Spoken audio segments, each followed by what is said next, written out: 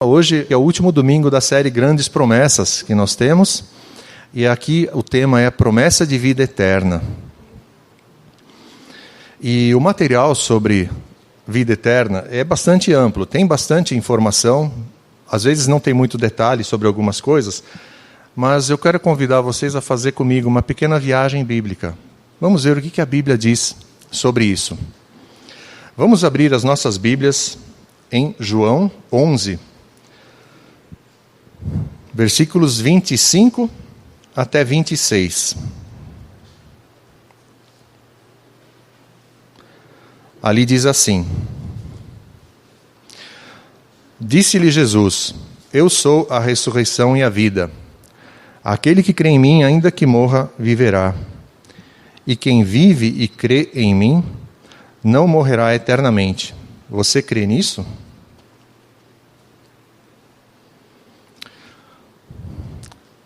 Só isso aqui no momento.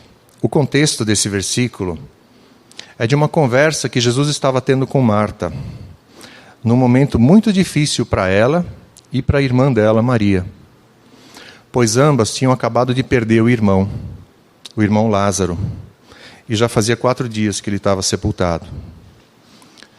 Marta, Maria e Lázaro eram irmãos que viviam em Betânia, um povoado próximo de Jerusalém. E a Bíblia cita que Jesus tinha muita afeição por esses 3, porque ele se hospedou muitas vezes na casa deles.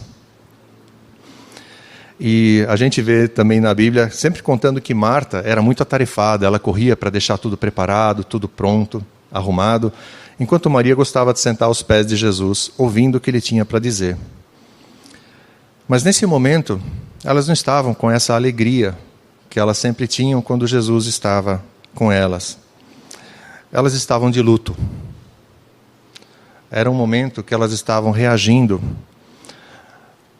à morte do irmão, muito provavelmente com os mesmos sentimentos de tristeza, desapontamento e talvez até raiva que nós teríamos ou que tivemos ao perder uma pessoa querida, uma pessoa que nos é preciosa.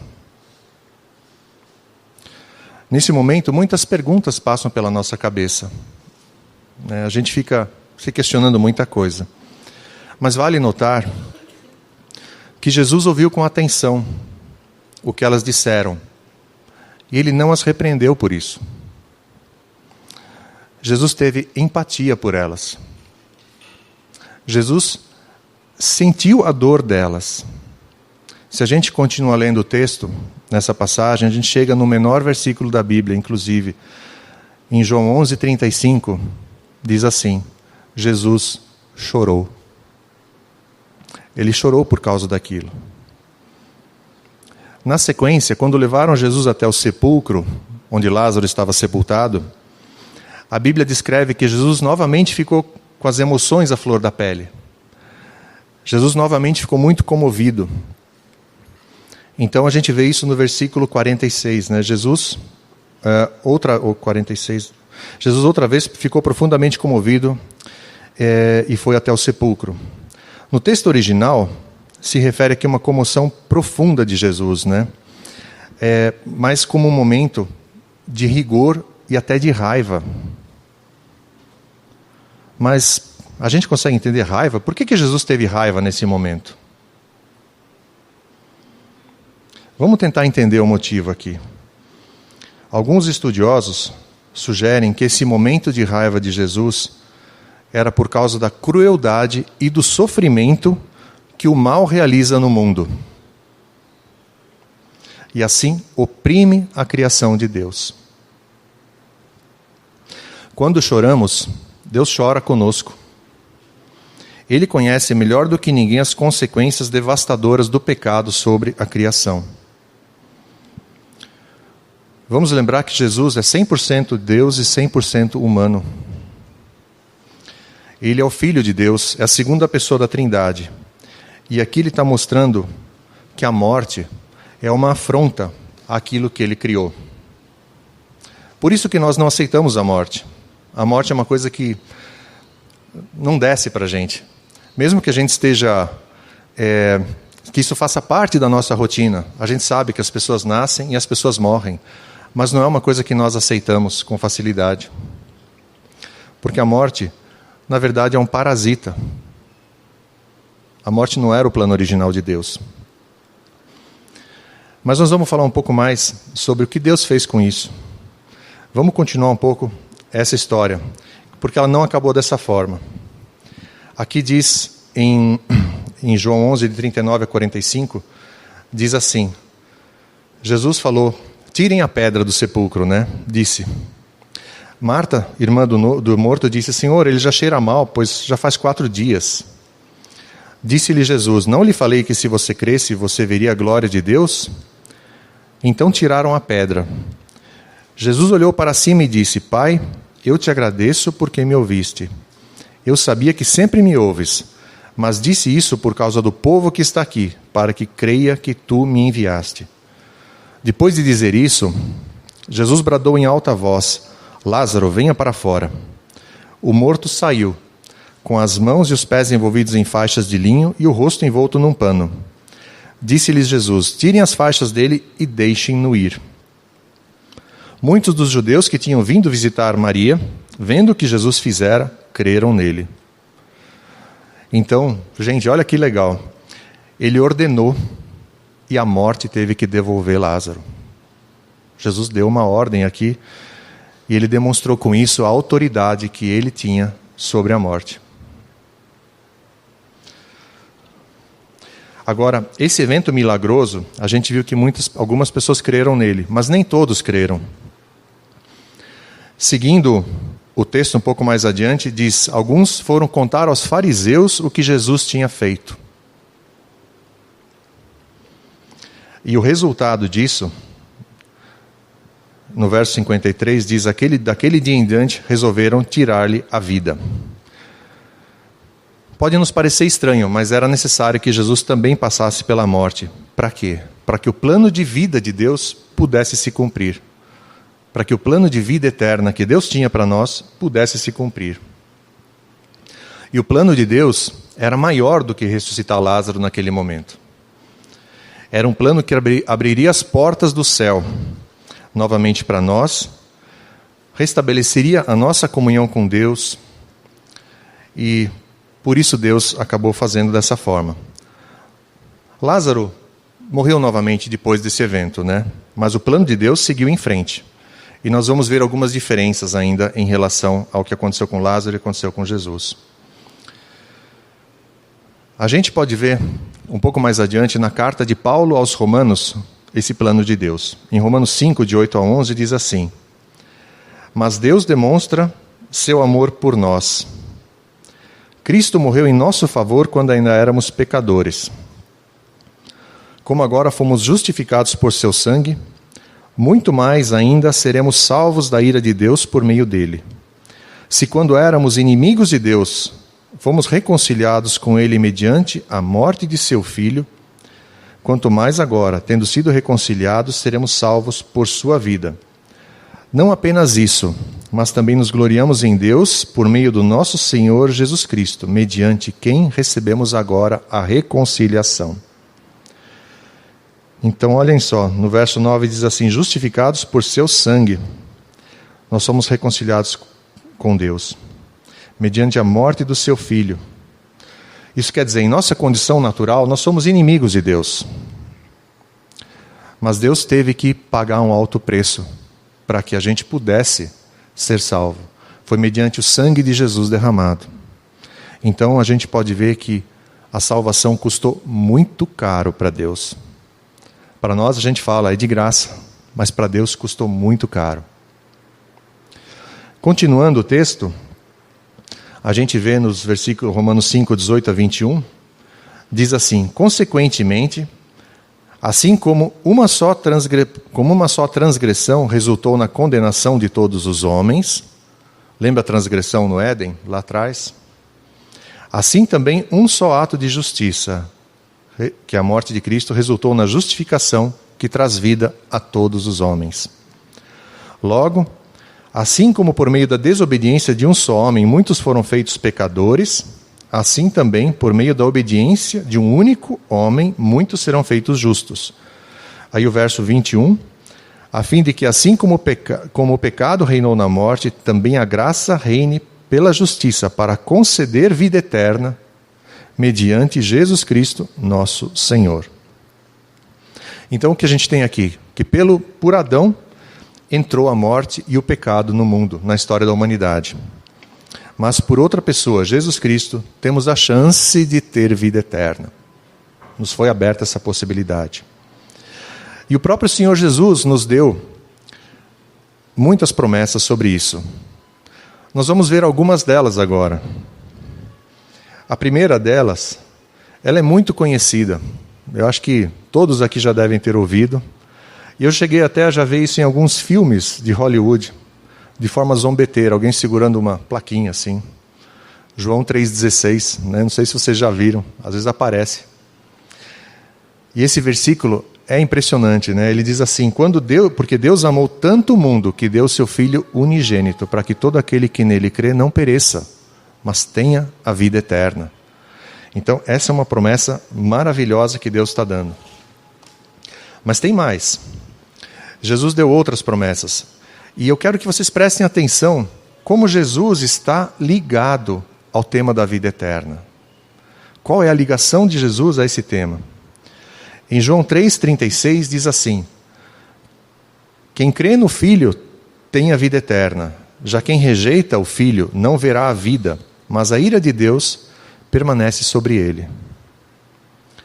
Em João 5,24 diz assim, Jesus aqui está dizendo: eu lhes asseguro, quem ouve a minha palavra e crê naquele que me enviou, tem a vida eterna.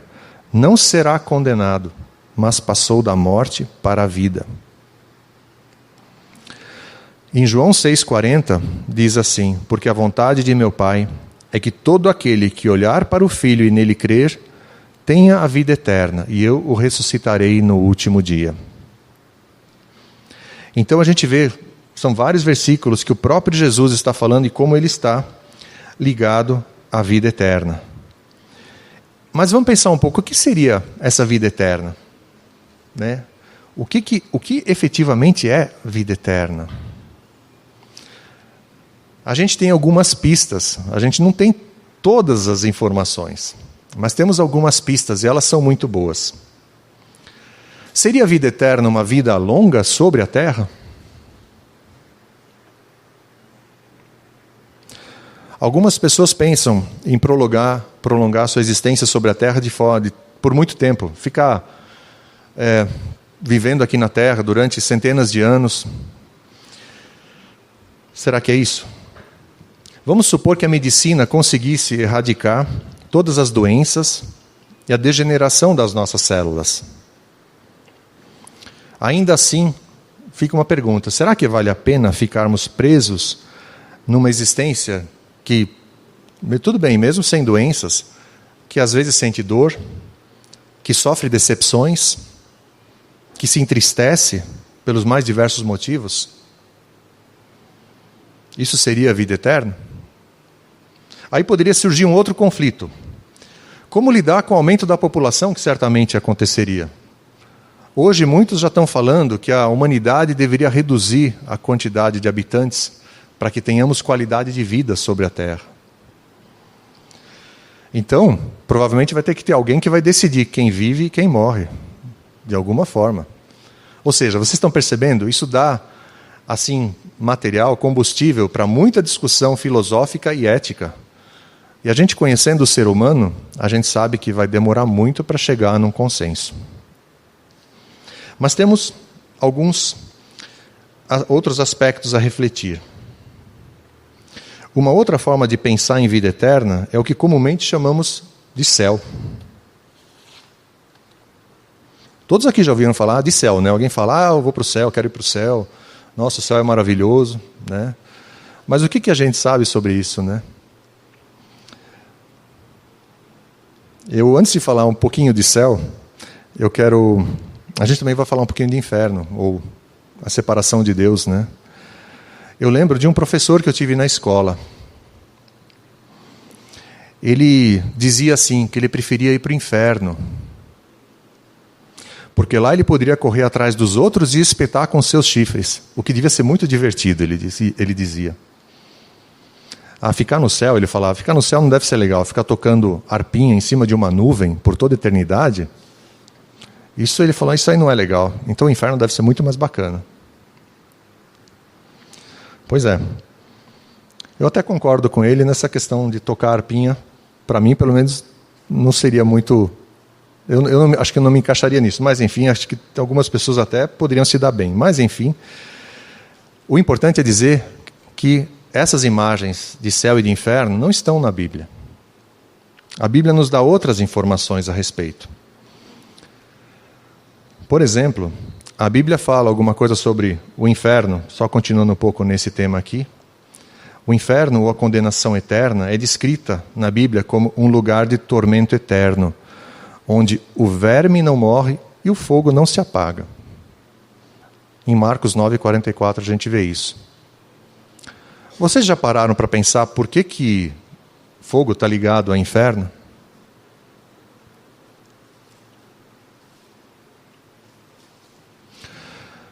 Há muito tempo atrás, eu ouvi de um irmão muito querido meu uma explicação muito simples. Talvez algum irmão aqui tenha alguma forma mais detalhada, explicativa, mas ele me falou isso de uma forma muito, muito simples e eu achei que fez muito sentido. Ele falou assim, talvez essa imagem do fogo no inferno é porque o fogo lembra calor. Quando está calor, gente, o que a gente sente quando está aqueles dias quentes? Assim, o que a gente gostaria de ter? A gente pensa em alguma coisa gelada, gostosa para beber, alguma coisa fresquinha, uma água, olha só, uma água, alguma coisa.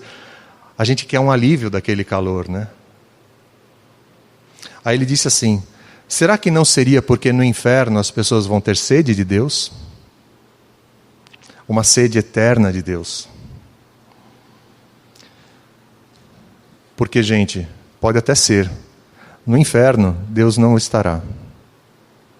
Então a gente pode pensar, nada, absolutamente nem sombra de qualquer coisa boa vai ter no inferno. Então vamos falar do oposto agora. Vamos falar do céu. O céu, provavelmente, a gente pensa no céu porque a gente espera ter nele a resposta para os anseios mais profundos da nossa alma. Anseios que às vezes a gente nem consegue expressar. Mas por coisas que a gente passa nesse mundo, a gente, gostaria de ter um alívio, gostaria de ter um refrigério. E o céu, ele está com essa perspectiva. A gente pode pensar no céu como um lugar ou uma existência de felicidade interminável.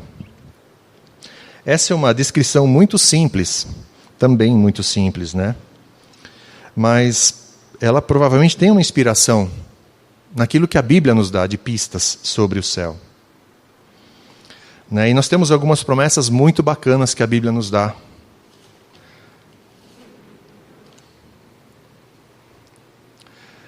Para isso, a gente vai agora olhar um livro da Bíblia, que eu já ouvi até crentes dizendo assim, eu não quero falar desse livro não. Vocês imaginam que livro que é? Apocalipse, exatamente. Muitas pessoas não querem nem ouvir falar do Apocalipse. Não, Apocalipse é juízo, é tormento, é sofrimento. Mas o Apocalipse também nos abre uma janela para esse mundo novo que Deus tem preparado para a gente. Então, vamos abrir as Bíblias em Apocalipse 21.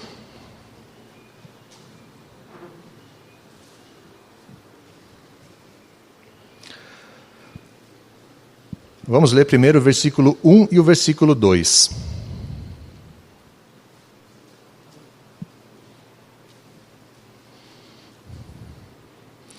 Ali diz assim: Então vi um novo céu e uma nova terra, pois o primeiro céu e a primeira terra tinham passado, e o mar já não existia. Vi a cidade santa, a nova Jerusalém, que descia do céu da parte de Deus, preparada como uma noiva adornada para o seu marido. Então, olha só, gente, aqui ele está falando um novo céu e uma nova terra, pois o primeiro céu e a primeira terra tinham passado. E o mar já não existia. Algumas pessoas acreditam até que vão ficar presas nesse o mar já não existia. Puxa vida, mas eu gosto tanto de uma praia. Né? O mar não vai existir?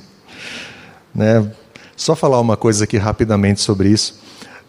Alguns estudiosos sugerem que talvez não tenha água salgada, como nós temos hoje. Isso é uma sugestão, isso é uma especulação, né? Nós não sabemos, mas talvez exista uma água tão limpa e pura como a gente jamais viu aqui na Terra.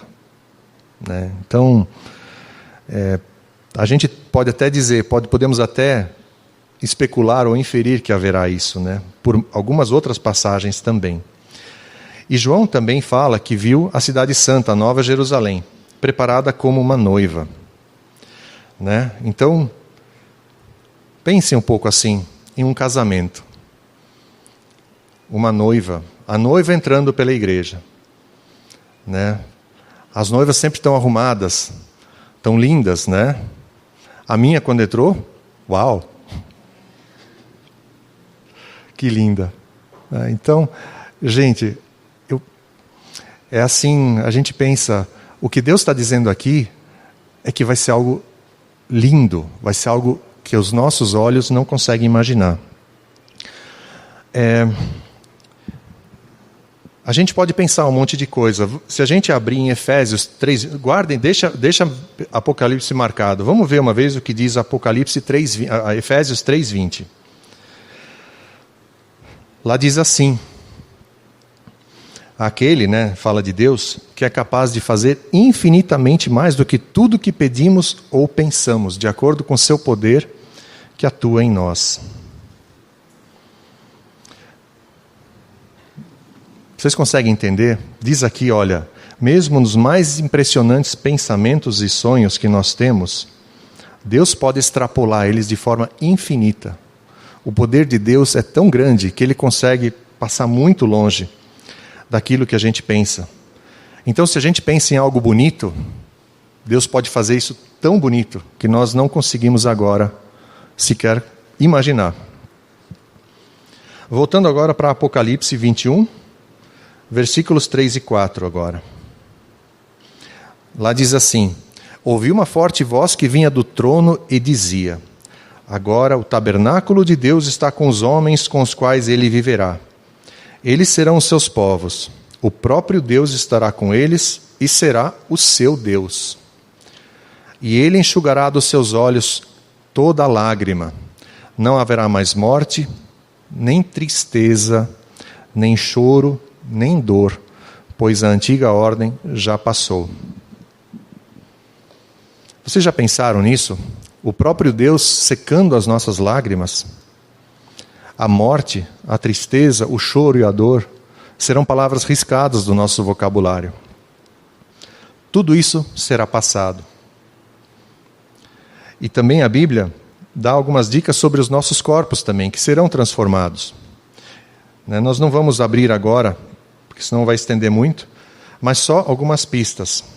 Alguns textos da Bíblia falam que o corpo ressurreto que Jesus tinha era diferente do que o corpo que ele tinha antes. Ele tinha algumas características especiais. Em primeiro lugar, ele não era um fantasma. Muitos dizem que Jesus, depois da ressurreição, era um fantasma. Não era. Ele era palpável. As pessoas podiam tocar nele. Tanto é que Jesus aparecia e falava: toquem nas minhas mãos, meus pés, vejam os furos. Né? Ele podia comer com os discípulos, então ele comeu junto com os discípulos. Um fantasma não come. Mas ele tinha uma característica impressionante. Mesmo numa reunião com as portas trancadas que os discípulos estavam fazendo, Jesus apareceu no meio deles. As portas não eram mais obstáculo. Jesus podia aparecer e desaparecer, mudar de lugar, sem qualquer dificuldade. Então isso nos dá uma pista de um corpo transformado. Nós teremos corpos transformados no céu, gente. Esse corpo que nós temos aqui não vai existir mais. Não vai mais ter choro, gente. Não vai mais ter dor. Não vai mais ter morte. Então isso são tudo pistas para nós de que vai ser muito bom. E o mais incrível, como nós lemos, que o próprio Deus estará conosco e será o nosso Deus. Então será um novo lugar, com um corpo novo e na presença palpável de Deus. Deus é o autor da vida, então nós podemos concluir que a vida eterna no céu será alegre, vibrante e muito intensa. Algo que nós aqui não conseguimos imaginar direito ainda. E um detalhe, o mal vai estar eternamente banido. Não existirá mais. Porque vai estar lá, num lugar ruim, né, no inferno. E se a gente quiser novamente pensar, puxa vida, o céu parece ser legal mesmo, né? E vai ser. A gente também pode lembrar de Efésios 3:20. Deus é capaz de fazer infinitamente mais do que o melhor sonho que a gente possa ter. E ainda quero citar aqui alguns versículos para a gente saber onde procurar a vida eterna. Mas como que eu... A gente já viu que Jesus tem uma ligação com a vida eterna. Vamos ver um pouco mais, vamos ver um pouquinho mais sobre isso. Em João 6,68, Simão Pedro respondeu para Jesus: Senhor, para quem iremos? Tu tens as palavras de vida eterna. Então em Jesus está a vida eterna. E aqui os discípulos estavam começando a entender um pouco melhor, né, essa questão. Quem é a fonte da vida? Né? Como é essa fonte de vida? Em João 14,6 disse-lhes Jesus: Eu sou o caminho, a verdade e a vida. Ninguém vem ao Pai senão por mim. Né? Ele não é um caminho, uma verdade e uma vida. Não, ele é o caminho, a verdade e a vida. São afirmações muito exclusivistas.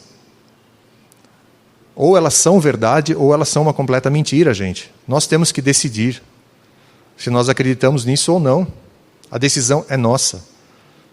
E o benefício ou prejuízo dessa decisão é nosso também. E aí, seguindo aqui, a gente vê na última ceia, quando Jesus estava reunido com os discípulos dele, ele deixou de uma forma muito clara também a informação sobre a vida eterna. O que é a vida eterna? Ele diz, em João 17,3 diz assim: Esta é a vida eterna, que te conheçam o único Deus verdadeiro e a Jesus Cristo a quem enviaste. Então a gente vê que a vida eterna é o próprio Senhor Jesus. Por isso, não é possível qualquer chance de alguém conseguir vida eterna que não seja por meio dele. Vocês lembram também que ele falou numa outra passagem, em João 10,9, por exemplo, que ele é a porta? Ele diz, eu sou a porta. Quem entra por mim será salvo. Então nós temos que procurar Jesus.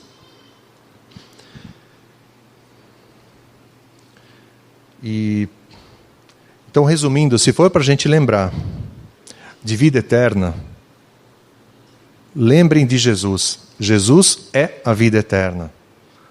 Tudo que a gente precisa de vida eterna está em Jesus.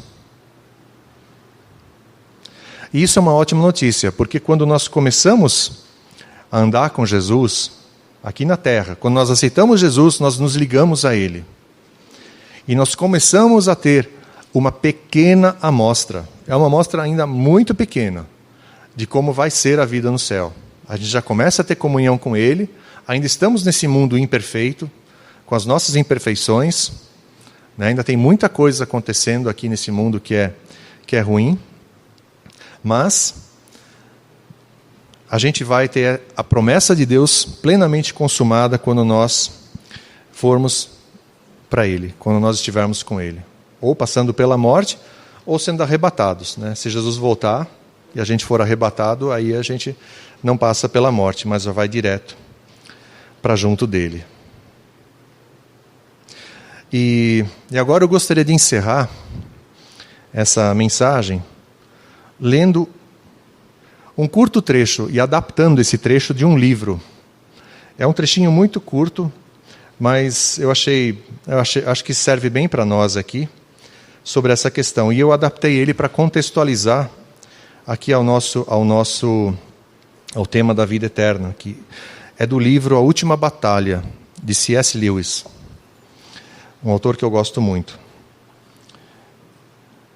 E diz assim: acabaram-se as aulas, chegaram as férias, acabou-se o sonho, rompeu a manhã.